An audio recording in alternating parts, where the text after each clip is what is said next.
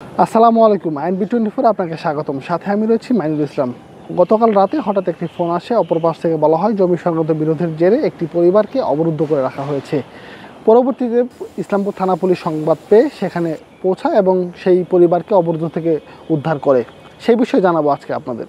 তখন আমি রাগের মাথায় যে আমার চেন নিয়ে গেলা, তুমি আমার চেন নিয়ে গেলা, আমার চেন দাও, দেয় না। তখন আমার রাগে মানে এমনিতে মার খাইছি, তারপর আবার চেন নিচ্ছে। এই জন্য আমি ওদের পাতির হাই এসব ভাঙচুর করছি। কাপড় না দেওয়ার কারণে রশি টাঙ্গা মিনছি। এই রশি টাঙ্গার কারণে রশি টাঙ্গা দেবো না, টাঙ্গা খুঁড়ি মুড়ি তুলি পাং মারছি। পাং মারার পরে আমি কিছু ধরি নাই, বাড়ির লিক ফেলে ধরে লাত্তি মাত্তি দিতেছে। অনু গার্জেন আছে, গার্জেন আছে, আমি কিছু করি নাই। এর মাও আসছে, এর বেড়া বউয়েরাও আসছে, এসে আমার আম্মারও ধরছে, আমার বাড়ি এলিরও ধরছে। ধরার পরে উপরে থানে সবাই এসে টানাতুরি শুরু করছে। এই মানুষটা মারার দরকারটা কি করছো তোমার নাই, সামান্য কাপড়টা না দিব, এটা নিয়ে মারামারি বেজে জায়গা।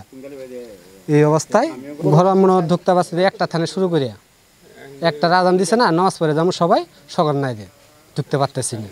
চোরে মরে গেলে সব জায়গায় কোন জায়গা গেলেও এটা খুঁজে পাচ্ছি না। গরু থুছে অন্য বাড়িতে, একটা গরু আছে অন্য বাড়িতে থুয়াচ্ছি, গরুগুলো তো তুলে দেয়, তালা এখনও খুলে নেই। আমার ঘরের মধ্যে সান্দা ছিল মনে করেন 2-3 বার। ঘরের মধ্যে আমার শাশুড়ি বাইরে থাকে, চেনম্যান থাকে ঘরের মধ্যে। টাকা বসে বিছনা তলে থেকে গেছি আমি ইসলামপুর। টাকা বসে কী হলো না হলে এখন খোঁজ টানি নেই, আছে না আছে জানি না। সরি থানায় অভিযোগ করে যাচ্ছি, কেস করে যাচ্ছি, পুলিশে আসবো, কেস করে যাচ্ছি, এখনও আসে নাই, আসবো পুলিশ।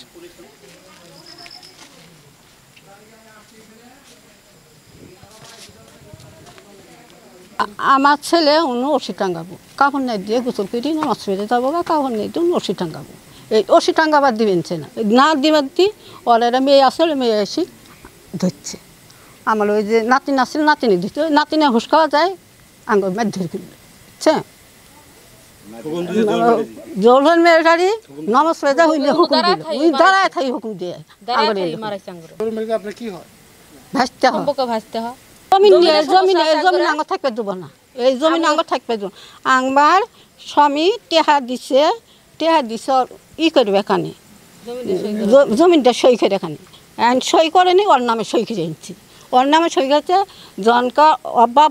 আমার স্বামী মরি গেল সন করে দুমু দুমু দুমু দুমু দুমু অভাব মরি গেল তখন না দুমু ও মাইরা ফেরে বাবাও কয়ে গেছে দেশ, উই কয়েকন আমি দুমু দুমু এই দুমু বলতে আইনকা দিয়ে না। চেয়ারম্যানের কাছে 4 মাস আমরা বিচার করছি, এই বিচারে মানে নি। আমার বাবা আছে পালা সাইজ, ওর বাবা পালা সাইজ মুরগা ছিল।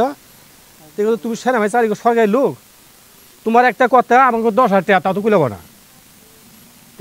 যাই হোক দো ভাই ত্যাগ বসে তোমার সস্তা মানে গরু টুরু বেচছে, বেচেছে, ভাইস টাকা দিছে, বড় ভাইসতে জমি ঢালাছে 800 টাকা।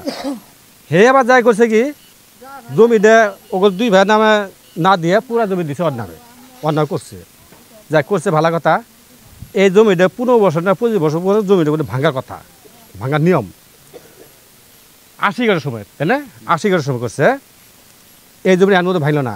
এই জমি দুমু দুমু দুমু করতে করতে এলাকা দিচ্ছে, না হলেও 50টা করছি, দে নাই। তারপর পরিষদের বিষয় হলো, তাও দিল না। না দেওয়াতে এই 1 মাস আগে চেয়ারম্যানের শোকটা গিয়ে আমাদের এই বাড়িতে বিষয় করলাম। বিষয় করবার তো একবার না শিখে দিমু না জমি দিমুই নে।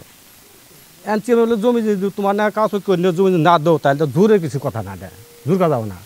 যাই হোক এরা গরিব মানুষ, থাকবে তো দেবে না, 3 বছর থাকুক, 3 বছর আপনি সময় দেন, 3 বছর থাকুক, থাকার পরে এরা যাবো না যাবো সেটা আমি দেখবো ভালো।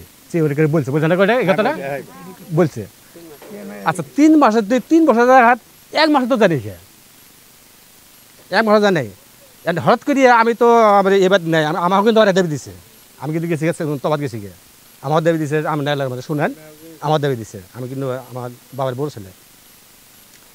এই 1 মাস না যেতেই আচ্ছা হঠাৎ করে আজকে যাতে কাপড় নাইট দিব, আজকে নামাজের দিন, হলের দিন, কিছু কি না কাপড় নাইট দেবো, ওষুধ টাকা কোনো সমস্যা হয়েছে, জমিনে তৈরি হলো, কাপড় নাইট দেবো, ওষুধ সমস্যা হয়েছে, এই যাওয়া তাইছে ওরা এসে মারধর করে, এটা কিছু সম্ভব হলো?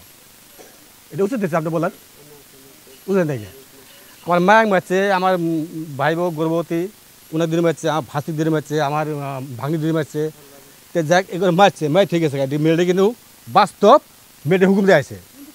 হ্যাঁ, মেয়েটার মেয়ে, বেটা বউ, নাতি বউ আপন দিলে। শামীম, তুই তোর বাপ ছিল, আব্বা জায়গা দিছিল তোর বাপেক, তোরা আসস, ঠিক আছে। আমার তো বেটা আছে 3টা, জায়গা টাকা লাগবো, তুই তো ভাই যাইতে হবে, কিন্তু যাইতে হবে, তুই যাস, যা তুই বাড়ি করগা বলে আমি জায়গা নেবো, তাও আমি যাবো। ঠিক আছে, যাতে আমি এইভাবে আছি।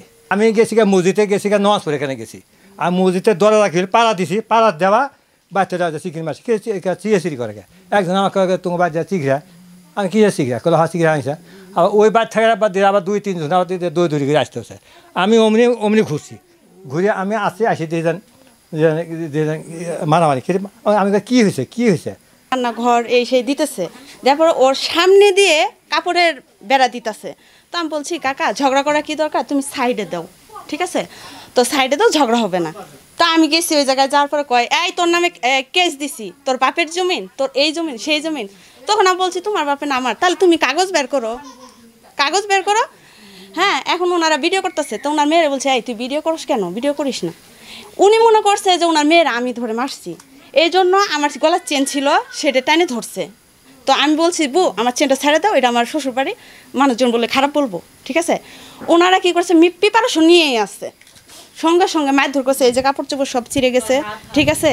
তারপরে হাতে বটি দিয়ে কূপ দিচ্ছে ওনার মেয়ে, ছোটো মেয়ে।